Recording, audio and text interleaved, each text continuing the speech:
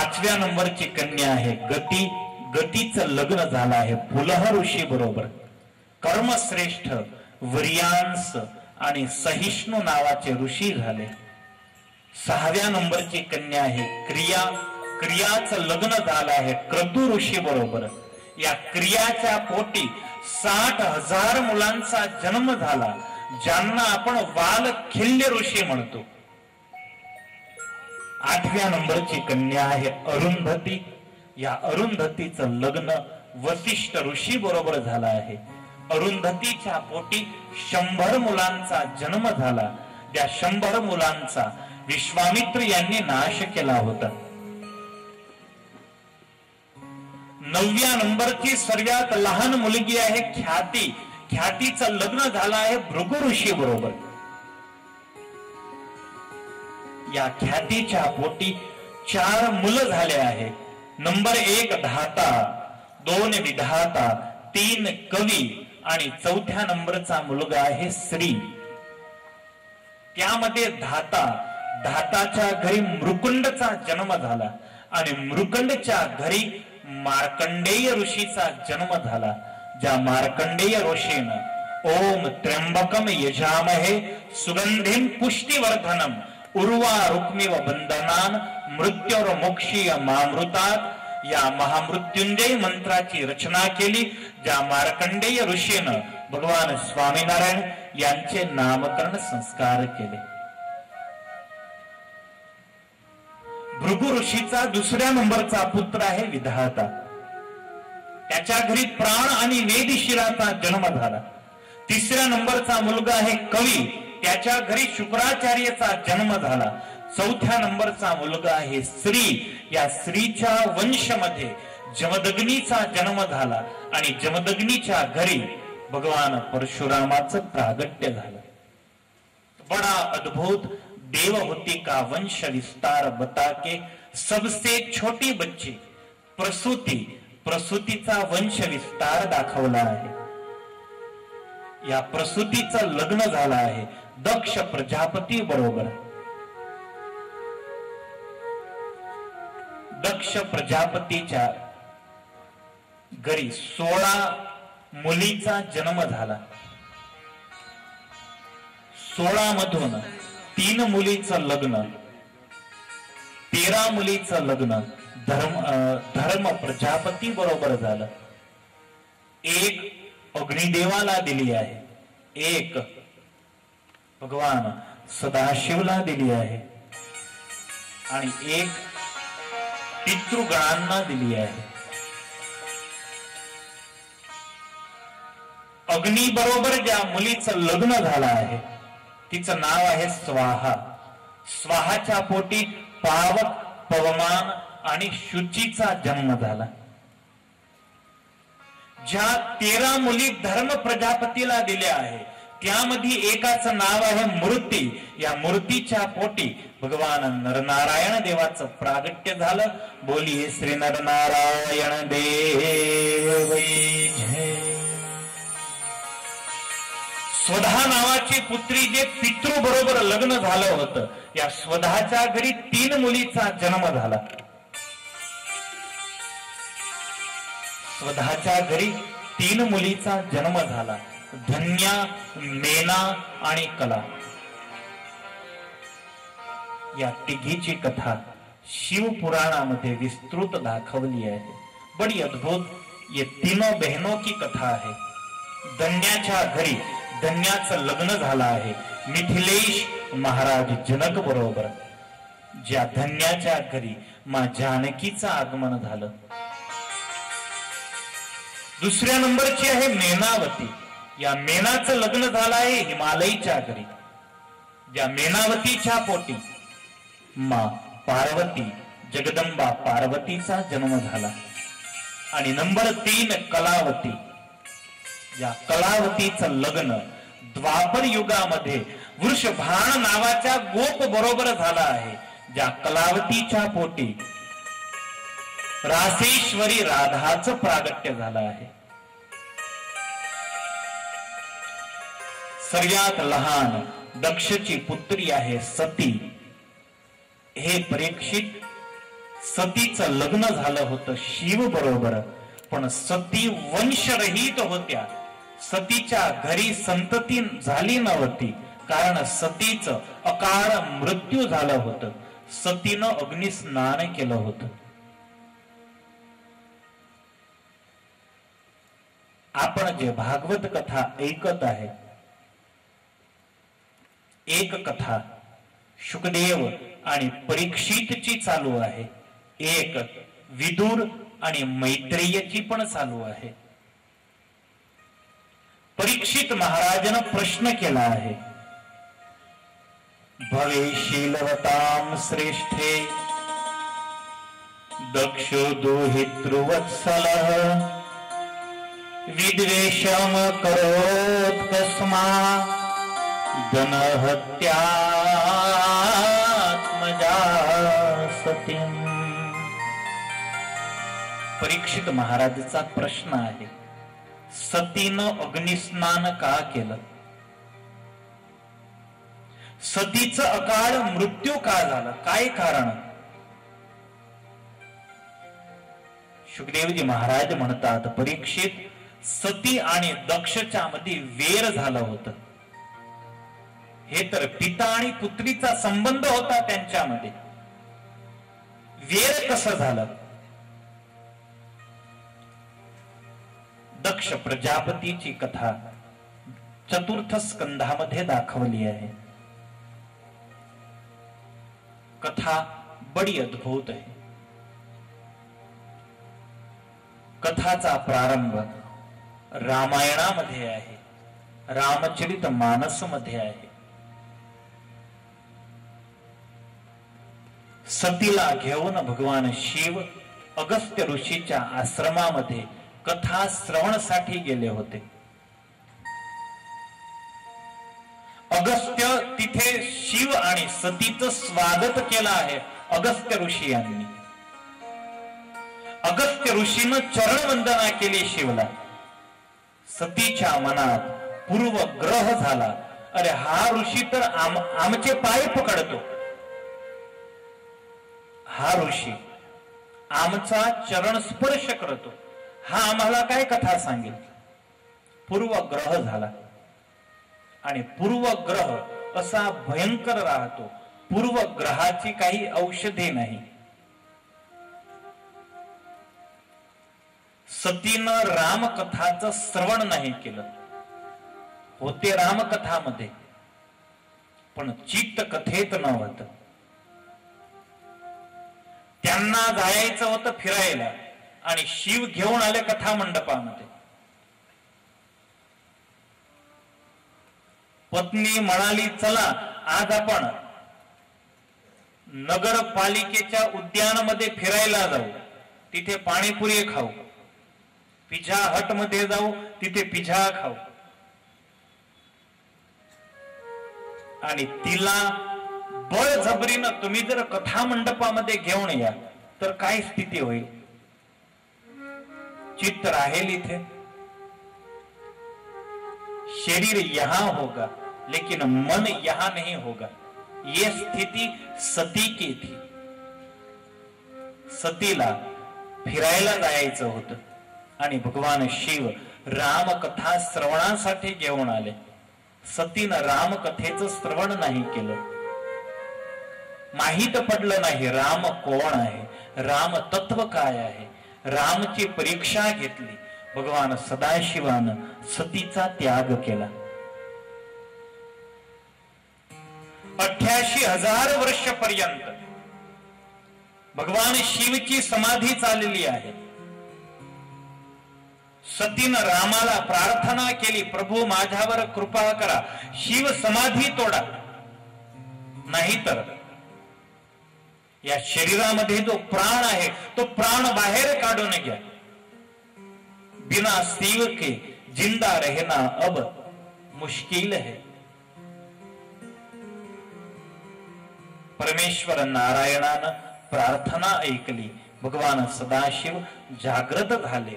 सतीला दुखी पाहून आणि भगवान शिव यांनी पुनः रामकथेची तिथे सुरुवात केली. रामकथा भगवान शिव सांगत आहे, सती समोरच बसल्या आहे. बराबर त्याच वेळी दक्ष प्रजापती यांनी मोठ्या यज्ञाचं आयोजन केलं आहे. एवढा मोठा यज्ञ आयोजित केला, समस्त त्रिलोकीला त्यामध्ये आमंत्रण आहे. पशु, नाग, किन्नर, गंधर्व सर्वांना तिथे आमंत्रण आहे. मात्र एकच घर असं आहे ज्या घरी या यज्ञाची आमंत्रण पत्रिका नव्हती. ते घर आहे भगवान सदाशिवाचं घर.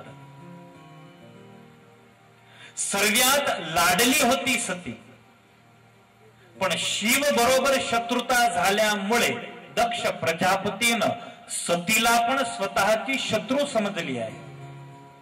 माझ्या शत्रूची पत्नी आहे. एक भगवान शिवचं घर बाकात आहे. बाकी सर्वांना आमंत्रण पत्रिका मिळाली होती आणि आमंत्रण पत्रिकेमध्ये ताजा कलम लिहिली होती, नोंद लिहिली होती की तुम्ही माझ्या घरी या. माझ्या घरी विमान घेऊन आले तर कैलास पर्वतावरून तुम्ही येला. सतीची दृष्टी पडायला पाहिजे, त्या शिवची दृष्टी पडायला पाहिजे की दक्ष प्रजापती मोठा यज्ञ करीत आहे. शिवला जलन होईल, शिवच्या हृदयामध्ये अग्नी उत्पन्न होईल आणि शिवला बळत्रा झाली तर मला अति आनंद होईल. शिव दुखी होईल तर मला आनंद होईल. सतीच्या अनेक बहिणी विमानामध्ये बसून कैलास पर्वतावरून निघाल्या. सतीनं हात उच्च केला आणि विचारलं स्वतःच्या बहिणीला, बहीण कुठे जात आहे? तुला आमंत्रण नाही? आपले पिता दक्ष प्रजापती मोठा यज्ञ करीत आहे. आम्ही सर्व त्या यज्ञामध्ये भाग घेण्यासाठी जात आहे. अहो, अति आश्चर्य आहे, तुला आमंत्रण नाही मिळालं.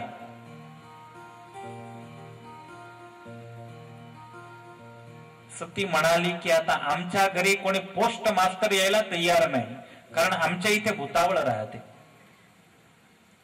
म्हणजे टपाल पत्र व्यवहार इथे होत नाही. आणि जर आमंत्रण आलं पण असेल आणि कोणी भूताच्या हातामध्ये गेलं तर ते फाडून टाकतात. हातोहात जर कोणी आलं इथे तरच आम्हाला पत्रिका मिळते. बडी विचित्रता आहे. बहीण तर तिथून निघून गेली, पण सतीच्या मनात असा विचार झाला, चला मी इथे दुखी आहे आणि माझे पिता दक्ष प्रजापती एवढा मोठा यज्ञ करीत आहे, तर मी त्या यज्ञामध्ये जाते. यज्ञाचं दर्शन होईल. सर्व बहिणीची मुलाकात होईल. माँ प्रसूतीची मुलाकात होईल, पिताची मुलाकात होईल, सहेलियों से मुलाकात होगी, थोड़ा दुख कम होगा. भगवान शिव जवळ जाऊन आणि सतीनं आवाज दिला आहे, महाराज बंद करा रामकथा. भगवान शिवनं डोळे उघडले. सती, काही प्रश्न आहे? नाही महाराज, प्रश्न नाही. अरे तुम्ही आकाशाकडे नजर तर करा. हे सर्व विमान माझे पिता दक्ष प्रजापती मोठा यज्ञ करीत आहे, तिथे जात आहे. चला आपण पण त्या यज्ञामध्ये जाऊ. भगवान शिवनं प्रश्न केला, देवी आमंत्रण पत्रिका मिळाली? नाही महाराज, नाही मिळाली. भगवान शिव म्हणाले, आपल्याला आमंत्रण नाही, आपल्या घरी पत्रिका नाही, तर तिथे जाण्याचा अर्थ नाही काही. जर आपण तिथे गेले तर आपलं तिथे अपमान होईल. आपल्याला अभिमान नाही, पण देवी आपण स्वमानी अवश्य आहे. आणि जिथे आपलं अपमान होण्याची शक्यता आहे तिथे बुद्धिमान पुरुष कधी जात नाही. देवी आपल्याला पत्रिका नाही, तुम्ही हट सोडा. नाही महाराज, अरे माझे पिता अनेक कार्यामध्ये व्यस्त असल्यामुळे कदाच विसरले असतील. भगवान शिवने बोला, नाही देवी. दक्ष सकाल निज सुता बोलाई, हमरे बयर तुम बिसराई. दक्ष सकाल निज सुता बोलाई, हमरे बयर तुम बिसराई.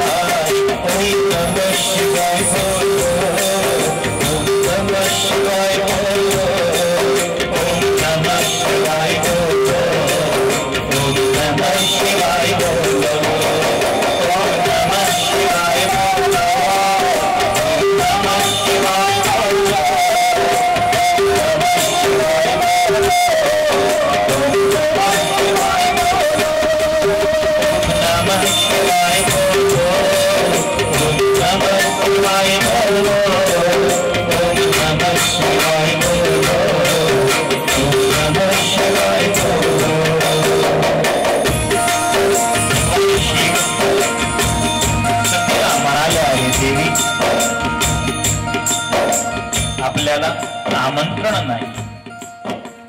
माझ्याशी वेळ असल्यामुळे दक्ष तुम्हाला विसरला. दक्षला शत्रुता माझ्याशी आहे.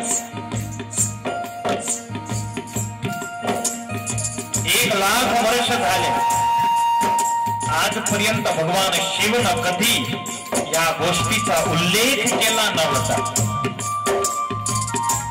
सतीनं प्रश्न केला आहे, महाराज तुमची आणि माझे पिता दक्ष यांचा विरोध केव्हा झाला, कधीपासून शत्रुता झाली. देवी, दक्षला प्रजापती पद मिळालं. मोठ्या समारोहाचं आयोजन तिथे झालं होतं. त्या समारोहामध्ये माझी पण उपस्थिती होती. अनेक ऋषी महात्मा, अनेक देव त्या समारोहामध्ये उपस्थित होते. दक्ष प्रजापती अजून सभामध्ये आले नव्हते. मैं तो भगवान के ध्यान के लिए बैठ गया. व्यर्थ कालोन नेतव्यो भक्तिं भगवतो विना. मी तर भगवंताच्या ध्यानामध्ये लीन झाला होता. बराबर त्यावेळी दक्ष प्रजापतीचं तिथे आगमन झालं. सर्व देवगण उभे झाले, दक्षचं स्वागत केलं आहे. मला माहित नव्हतं म्हणून मी नाही उभा झाला, मी बसून राहिला. तुमचे पिता दक्ष प्रजापतीला मनात असं झालं की मीनं त्यांचा अपमान केला आहे, माझ्या हातून त्यांचा अपमान घडला आहे. दक्ष प्रजापती क्रोधित झाले. त्यांनी तिथे जाहिरात केली, आजपासून यज्ञामधून मी शिवचा भाग नाबूद करीत आहे. यज्ञामधून माझा भाग नाबूद केला. देवी, 1,00,000 वर्ष झाले या घटनेला. मी तर विसरून गेला, पण तुमचे पिता दक्ष प्रजापती अद्यापि विसरू शकले नाही. तुमचे पिता जो यज्ञ करीत आहे त्या यज्ञामध्ये शिव भाग नाही. तरी सुद्धा सती म्हणाल्या, नाही महाराज, माझे पिता तर श्रेष्ठ आहे, चूक तुमची आहे. पूर्ण सभा उभी झाली तर तुम्हाला काय हरकत होती.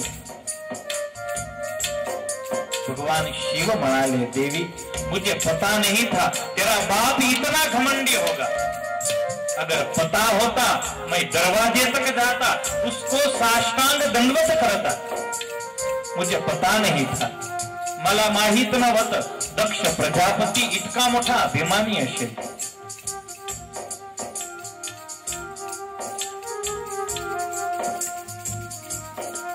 सती म्हणाल्या, महाराज जे झालं ते, पण चला आता आपण यज्ञामध्ये जाऊ आणि तुमची जी शत्रुता आहे त्या शत्रुतेचं आपण समाधान करू.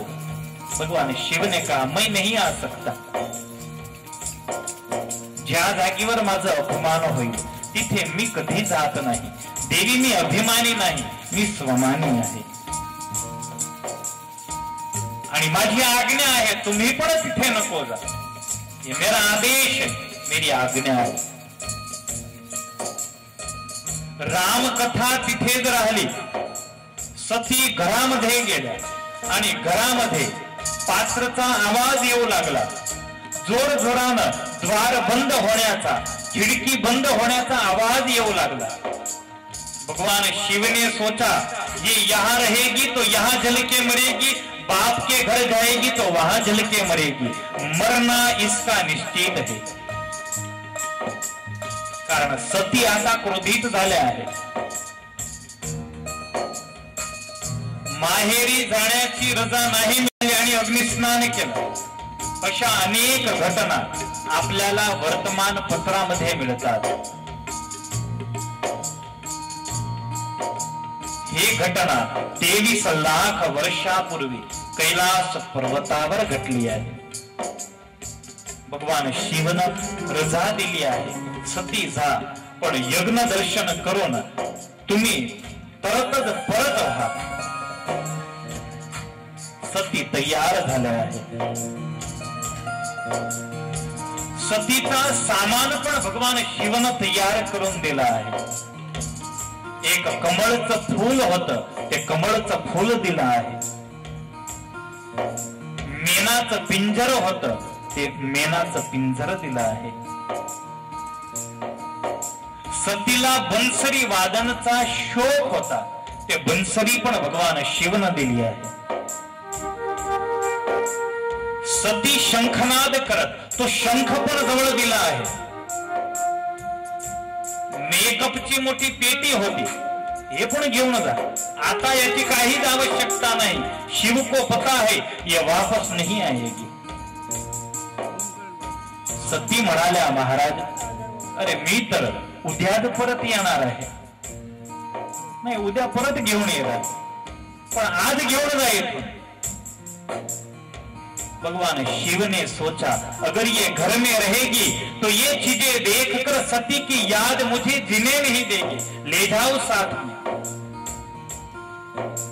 4 गण पाठवले आहे सोबत.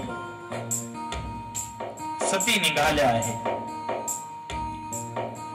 पिता हिमालयाच्या घरी सतीचं आगमन झालं आहे.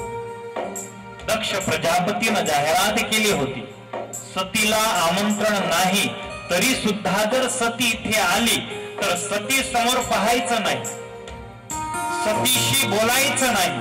जो सतीशी बोलेल, जो सती समोर पाहून हास्य करेल, त्याला देहांत दंडाची सजा मिळेल. पीता भवन जब गई भवानी,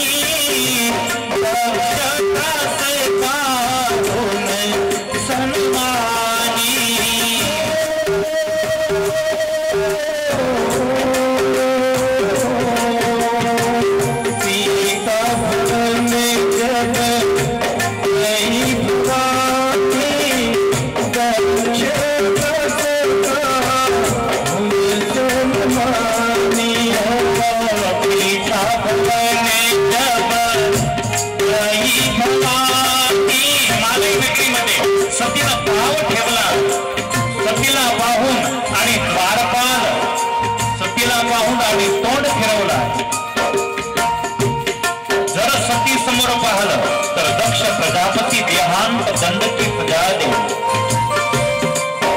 ये तो बला है, इसके सामने देखोगे तो भी मरोगे, इसके सामने देखकर हंसोगे तो भी मरोगे. सतीचं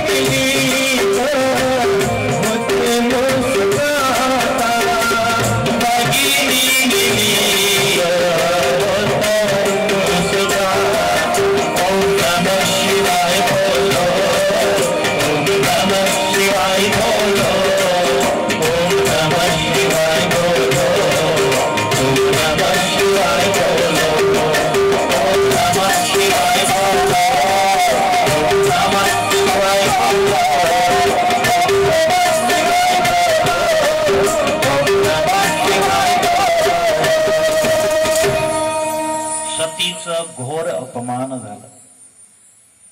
ज्या सहेली होत्या समोर मिळाल्या, पण सतीशी बोलायला कोणी तयार नव्हतं. जो रामद्रोही असतो, जो शिवद्रोही असतो, त्याची हे जे स्थिती होते. जो भगवंताकडून विमुख होतो, भगवंताची आज्ञेचं उल्लंघन करतो, त्याची सती सारखीच स्थिती होते.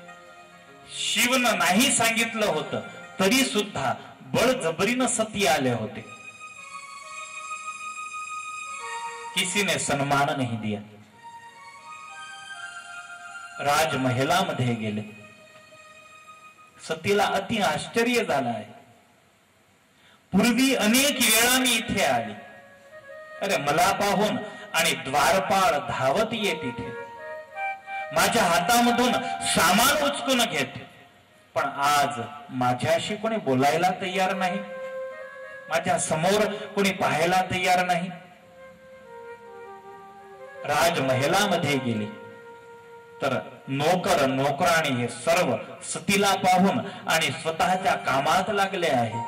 सतीला कोण पाणी सुद्धा नाही विचारलं. भगिनी मिली बहुत मुस्कुराता, भगिनी मिली बहुत मुस्कुराता.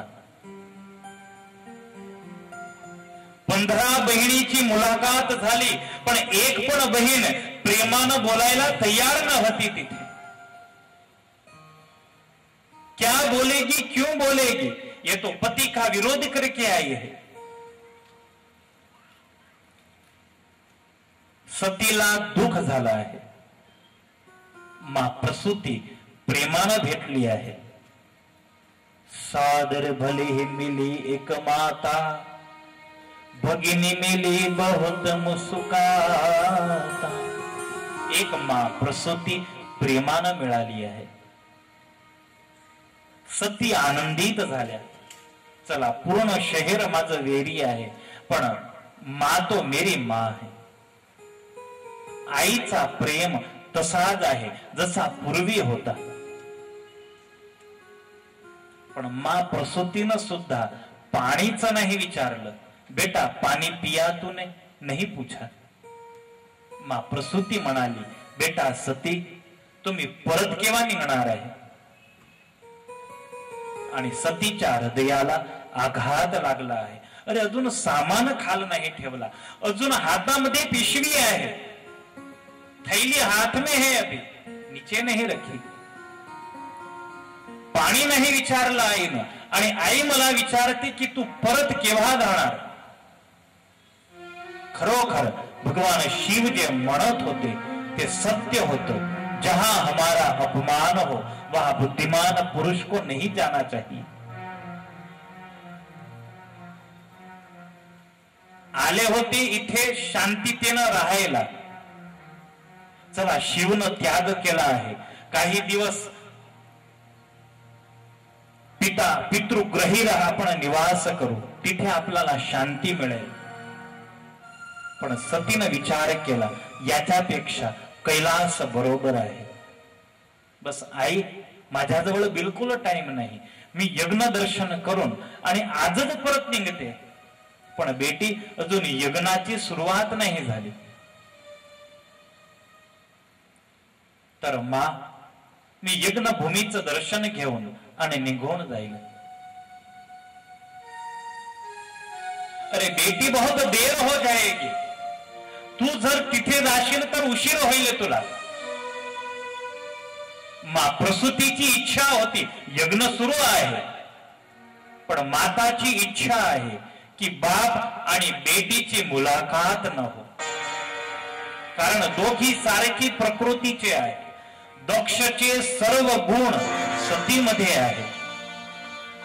दक्ष अभिमानी आहे तर सती सुद्धा अभिमानी आहे. दक्ष क्रोधी आहे, सती पण क्रोधी आहे. जर दोघी क्रोधी एकत्र झाले तर तिथेच अग्नि प्रज्वलित होईल. इससे पहले सती यहां से विदा हो जाए. बेटी, यज्ञ तर उद्या सुरू होणार आहे, तुला उशीर होईल, तू निघून जा. प्रसूतीची भेट घेऊन आणि सती आल्या आहे यज्ञभूमीकडे. भृगु ऋषीचा आवाज आला आहे. स्वाहा स्वाहा मंत्र ऐकून सतीला आश्चर्य झाला आहे.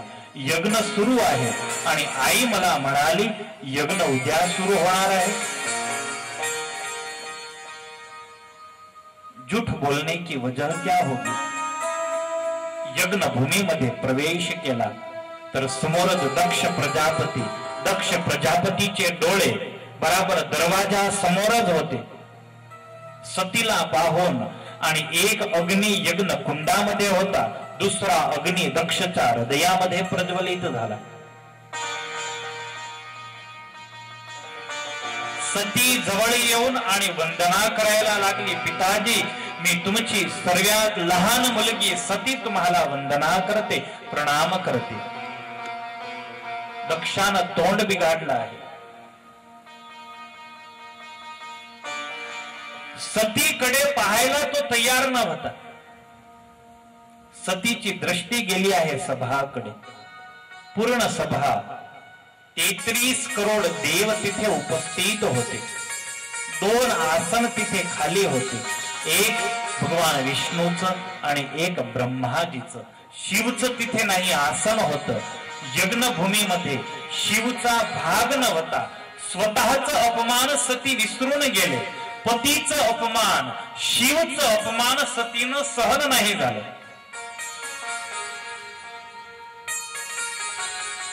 भृगु ऋषी जवळ जाऊन आणि सतीनं प्रश्न केला आहे, महाराज, तुम्ही यज्ञ करायला बसले आहे, ते शास्त्र मला दाखवा ज्या शास्त्रामध्ये शिवचा विरोध आहे, शिवभागचा निषेध आहे. हा यज्ञ खोटा आहे, हा यज्ञ खोटा आहे. बंद करून द्या हा यज्ञ. तुम्ही शिव शिवाय यज्ञ नाही करू शकता. आपको परमिशन नहीं.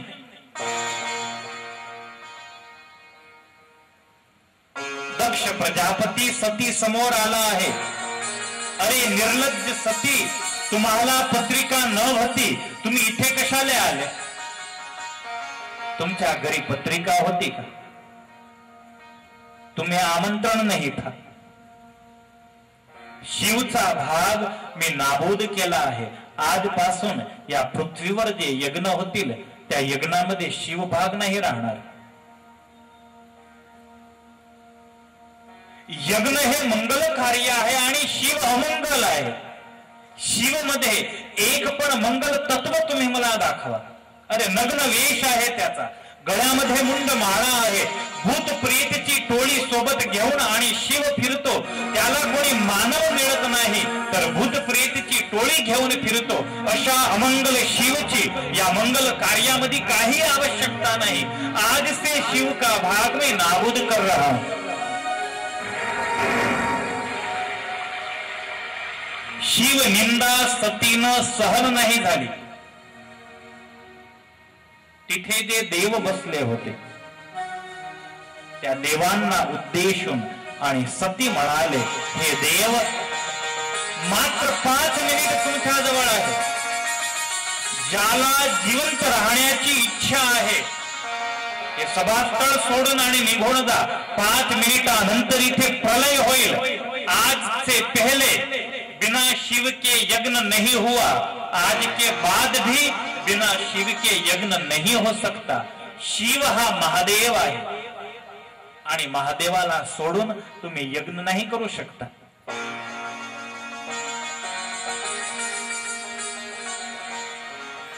माझा पिता दक्ष प्रजापती अभिमानामुळे अंध झाला आहे आणि शिवचा अपमान करीत आहे.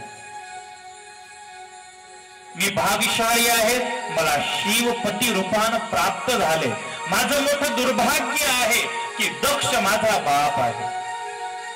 आणि हे दक्ष ऐकून घे, तुझ्यासारखा पापी माझा बाप आहे याचा मला अफसोस आहे. आणि अशा पापी पासून जे शरीर मला मिळालं आहे हे शरीर मला कबूल नाही. मी हे शरीर अग्नीमध्ये बाळून भस्म करतो. सतीने योगाग्नी प्रगट की है, स्वतःच्या अंगुठ्यामधून अग्नी प्रज्वलित केली आणि त्या अग्नीमध्ये सती बळून भस्म झाले. शिवगण तिथे आले, भृगु ऋषीने शिवगणांचा नाश केला. लेकिन मरते मरते मरते सतीने भगवान नारायणाला प्रार्थना केली. सती मरत हरी सन बरु मागा, सती मरत हरी सन बरु मागा, सती मरत हरी सन बरु मागा, सती मरत हरी सन बरु मागा, जनक जनम शिव पदयन तारा, जनक जनम शिव पदयन तारा. मरता मरता सतीनं भगवान नारायणाची प्रार्थना केली आहे. हे नारायण, हे प्रभू, या जन्मामध्ये भगवान शिवचा पूर्ण प्रेम मला नाही प्राप्त झाला. मला असं वरदान द्या की जन्मोजन्मी मला शिवच सती रूपानं प्राप्त होतील. सती मरत हरी सन बरु मागा, सती मरत हरी सन बरु मागा, जनम जनम शिव पदयन तारा, जनक जनम शिव पदयन तारा. यही कारण हिमगिरि गृह जाई, यही कारण हिमगिरि गृह जाई, जननी पार्वती तनुभाई, जननी पार्वती तनुभाई, जननी पार्वती तनुभाई. नारायणानं हे प्रार्थना ऐकली आणि सतीचा दुसरा जन्म हिमालय आणि मेनावतीच्या घरी झाला, जिला आपण माँ पार्वती म्हणतो. जिला आपण माँ पार्वती म्हणतो. पार्वती नावानं सतीचा पुनर्जन्म झाला आणि पार्वतीशी भगवान शिवचं पुनर्लग्न झालं आहे. सती बळून भस्म झाल्या, शिवगणांचा नाश झाला. पुनः यज्ञ पूर्ववत सुरू आहे. नारदला विचार झाला, इतकी मोठी घटना घडली आणि काही उल्कापात नाही झाला, काही धरतीकंप नाही आला, हे योग्य नाही. चलो कुछ मी जातो आणि शिवला समाचार सांगतो. नारद गेले आहे कैलास पर्वतावर. भगवान सदाशिव समाधिस्थ होते. नारद रडायला बसले आहे. भगवान शिवनं डोळे उघडले. नारदला विचारलं, नारद का रडता? कोणी असुरानं त्रास दिला? नाही महाराज, मी माझं नाही तुमचं रडण्यासाठी आलो आहे. आप विधुर हो गए महाराज. तुमची पत्नीचं अग्निस्नान झालं. तुमची पत्नी सती दक्षच्या यज्ञामध्ये बळून भस्म झाली.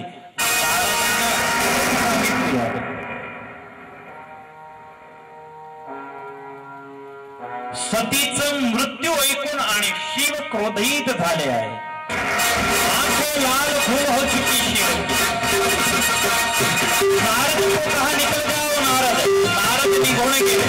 भगवान शिवन छूट लिया।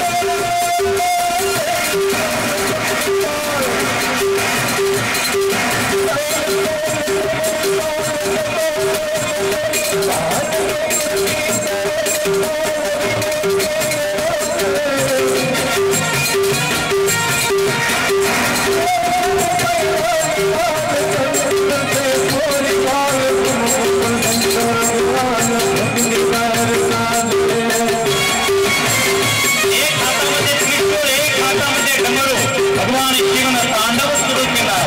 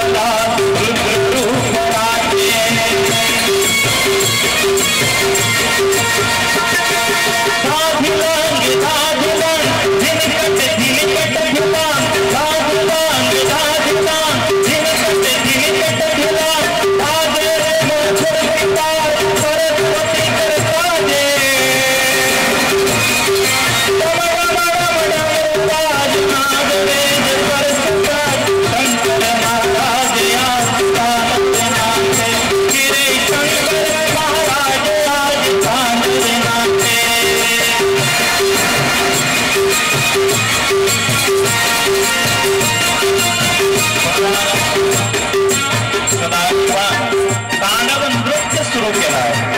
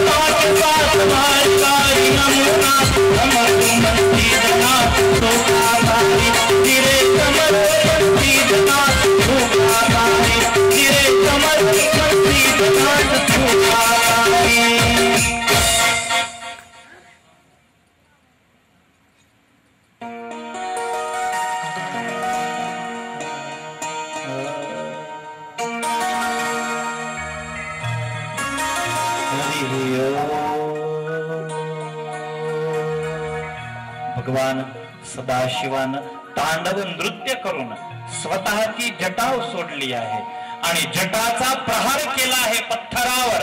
त्या जटाच्या प्रहारामधून वीरभद्रची उत्तर आकाशापर्यंत वीरभद्रची उंचाई होती. हातामध्ये खड्ग आहे आणि वीरभद्रा बरोबर हजारो कोटी गण वीरभद्रा बरोबर होते. भगवान शिवला वंदना केली. महाराज क्या आदेश. भगवान शिवचा आदेश सुटला. वीरभद्र दक्ष प्रजापती माझा भाग काढून आणि यज्ञ करीत आहे. त्या यज्ञामध्ये जो पण देव आला आहे त्या सर्वांचा नाश करा. दक्ष प्रजापतीचा शिरच्छेद करून आणि दक्ष प्रजापतीचा मस्तक यज्ञामध्ये होमवून द्या. दुनिया को बता दो हमारे मालिक के बिना यज्ञ हुआ नहीं, हो भी नहीं सकता. वीरभद्र दक्ष प्रजापतीच्या यज्ञामध्ये आला आहे. त्या यज्ञ मंडपामध्ये जितके देवता उपस्थित, हात तोडले, कोणाचे पाव तोडले, सर्व मूर्त्या खंडित झाल्या आहेत. दक्ष प्रजापतीचा केश पकडून आणि वीरभद्र म्हणाला आहे, दक्ष यज्ञाची समाप्ती नाळिયેर होमून होते. मी तुझं शिरच्छेद करून आणि तुझ्या मस्तकानं या यज्ञाची समाप्ती करेन. वीरभद्रानं दक्षचा शिरच्छेद केला आणि दक्ष प्रजापतीच्या मस्तकानं त्या यज्ञाची समाप्ती केली आहे. शुकदेवजी महाराज परीक्षितला म्हणाले, परीक्षित,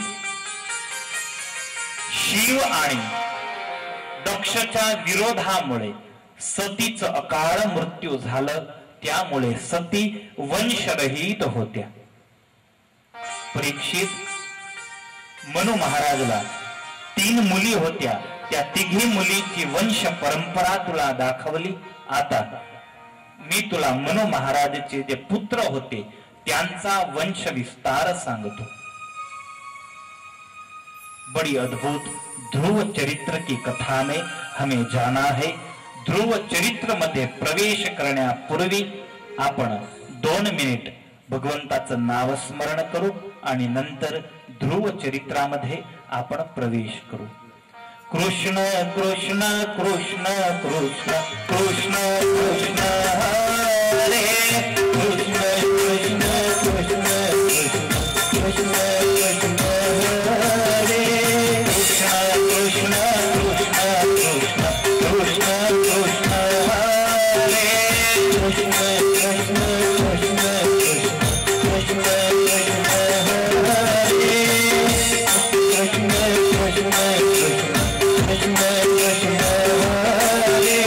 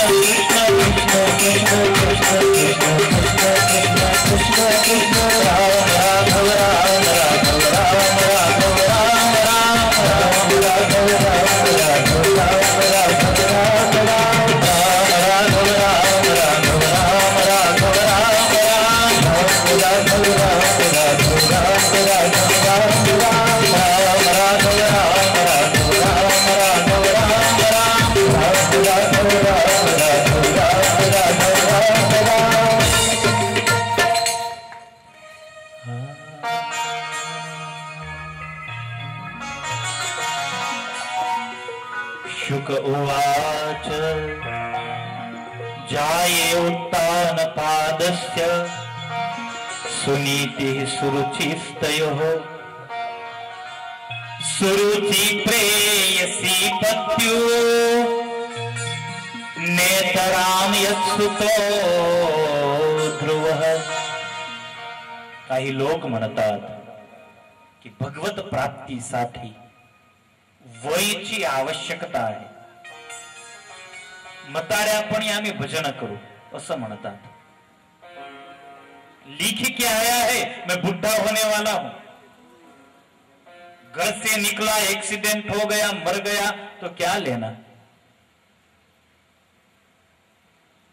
ध्रुव चरित्र आपल्याला बोध देता आहे की बाल्यावस्थामध्ये पण आपल्याला भगवत प्राप्ती होऊ शकते. भगवत प्राप्तीमध्ये व्याधस्याचरणं ध्रुवस्य च वयं विद्या गजेन्द्रस्य का जाते विदुरस्य यादवपते रुग्रस्य किं पौरुषम् कुब्जाया किमु नाम रूपमधिकं किं तत्सुधां नो धनम् भक्त्या तुष्यति केवलं न च गुणे भक्ति प्रियो माधव. परमेश्वराला भक्ती प्रिय म्हटलं आहे. भगवान कसा आहे? भक्ती प्रिय आहे. त्याला भक्ती आवडते. तो रूप नाही पाहत. कुब्जामध्ये कुठे रूप होत? कुब्जामध्ये रूप नव्हतं. सुदामाजवळ धन नव्हतं. विदुरची जाती नीच जाती होती. उग्रसेन महाराज मध्ये पौरुषेय नव्हतं, पराक्रम नव्हतं. व्याधजवळ आचरण नव्हतं. ध्रुवची अवस्था नव्हती. गजेंद्र नावाच्या हत्तीजवळ विद्या नव्हती. तरी सुद्धा त्यांच्यावर परमेश्वराची कृपा उतरली आहे. त्यांच्यावर परमेश्वर प्रसन्न झाला आहे. म्हणून एक गोष्ट सिद्ध होते की भगवान हा भक्ती प्रिय आहे. चेहरा नहीं देखता. भगवान चेहरा नहीं देखता. इथे हायवेवर गणपतीचं मंदिर आहे. बायपास हायवेवर मंदिर आहे. रविवारी तिथे गर्दी होते. संध्याकाळी तुम्ही तिथे जा तर मोठा मेळा तिथे राहतो. तयार होऊन आपण गणपतीचं दर्शन घ्यायला जातो आणि इतकी मोठी तयारी करतो. घरी आपण इतकी दर्शनाले जायासाठी तयारी करतो. जाणो आपल्याला फॅशन परेड मध्ये भाग घ्यायचा आहे. जाणो आपल्याला फॅशन परेड मध्ये जायचं आहे. हम जाते हैं दर्शन के लिए. वहां सौम्य रूप रखो. वहां उग्र रूप रखने की कोई जरूरत नहीं. ऐसा रूप वहां मत रखो कि आपको देखकर किसी का ध्यान छूट जाए. तिथे सौम्य रूप तुम्ही ठेवा. कारण ते जागा दर्शनाची जागा आहे. भगवंताला रूप नाही आवडत. कुब्जामध्ये रूप नव्हतं तरी सुद्धा कुब्जावर भगवान कृष्ण प्रसन्न झाले. ध्रुव चरित्र शुकदेवजी महाराज परीक्षितला म्हणतात. परीक्षित मनु महाराजला 3 मुली आणि 2 मुलं आहेत. त्यामध्ये उत्तानपाद आणि प्रियव्रत असे मुलांचे नाव आहे. मोठे प्रियव्रत महाराज आहे. प्रियव्रत महाराजाची कथा उद्या सकाळच्या सत्रामध्ये आपण ऐकू. ज्या प्रियव्रतच्या वंशामध्ये जड भरत आणि ऋषभदेव झाले. लहान पुत्र आहे उत्तानपाद. उत्तानपादचं लग्न झालं आहे. 2 पत्नी आहे उत्तानपादला. सुरुची प्रेयसी पत्युर नेतराम यत्सुतो ध्रुव. एकचं नाव आहे सुनीती आणि एकाचं नाव आहे सुरुची. आता 2 पत्नी आहे म्हणून स्वाभाविक आहे एक कमी प्रिय असेल आणि एक अतिप्रिय असेल, एक मानिती आणि एक अणमानिती.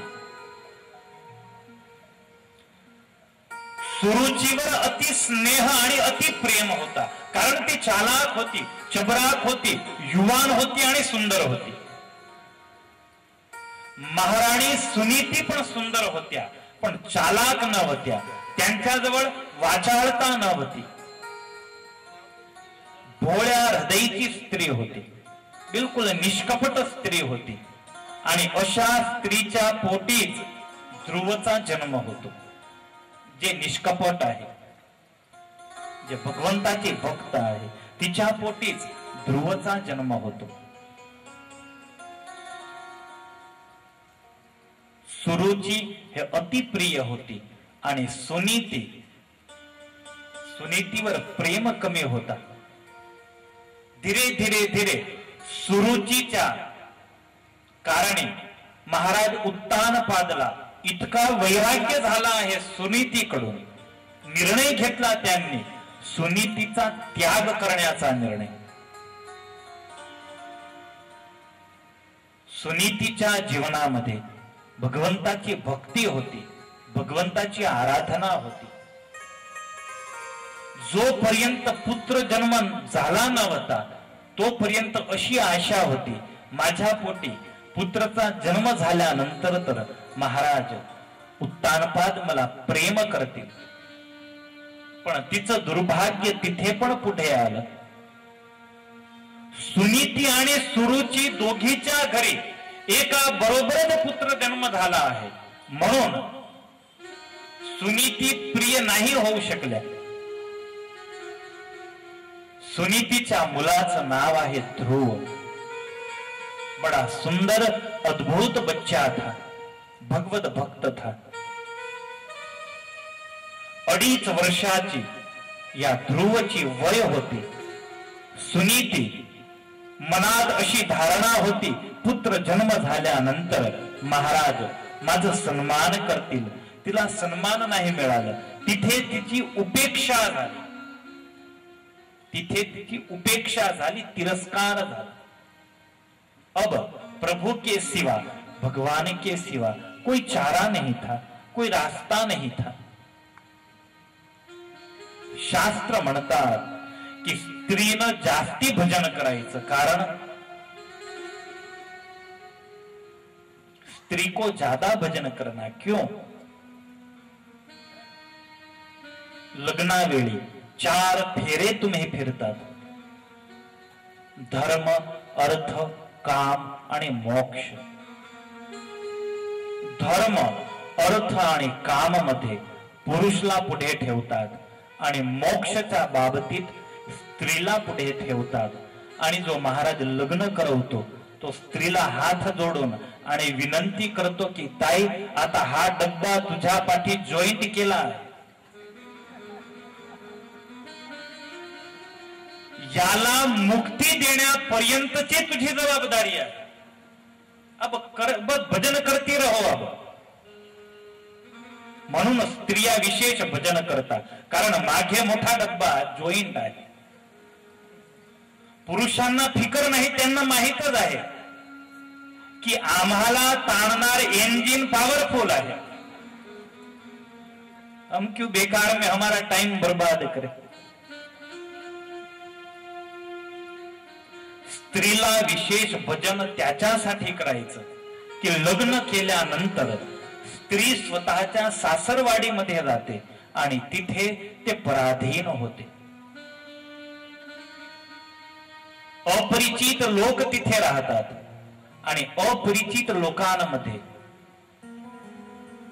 ज्या वेळा तिला दुःख होत, जर पतीचा सहकार मिळाला तर हरकत नाही येत, पण जर पती सुद्धा विरोधी झाला तर त्या स्त्रीसाठी आत्महत्याशिवाय कोणताच मार्ग राहत नाही. पण जर जीवनामध्ये भगवंताची भक्ती असली तर तिला काही मार्ग मिळतो.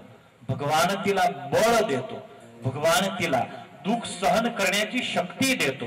सासरवाडीमध्ये भगवान सिवाय कोणीच तुमचा नसतो. अरे इसका क्या भरोसा, इसका कोई भरोसा नहीं, ये तो पता नहीं कहां आ गया, कोई पता नहीं. मात्र तुमचा एक आधार आहे भगवान, आणि तोच तुमची रक्षा करतो. जर भगवंताची भक्ती तुमच्या जीवनामध्ये नाही तर का तुम्ही विषपान करसाल, आत्महत्या करसाल? दुसरा मार्गच नाही स्त्रीजवळ. सुनीती हे भगवत भक्त होते. भगवंताची अखंड भक्ती करत, भगवंताला प्रार्थना करत, प्रभू मला सुख पाहिजे म्हणून मी पतीची कामना नाही करत, पण एक आशा आहे प्रभू, पती मला प्रेम करील, पती प्रेमानं माझ्याकडे पाहिल, बस हेच कामना आहे. एक प्रेम भरी नजर के लिए मैं तड़प रही हूं. हे प्रभू अशी कृपा करा की माझ्या पतीला मी प्रिय होऊ शकेल, माझ्यावर अशी कृपा करा. ध्रुवला मांडीवर घेऊन आणि भगवान समोर बसून आणि रडत सुनीती भगवंताला अर्ज करत, प्रभू अब तेरे सिवा हमारा कोई नहीं है,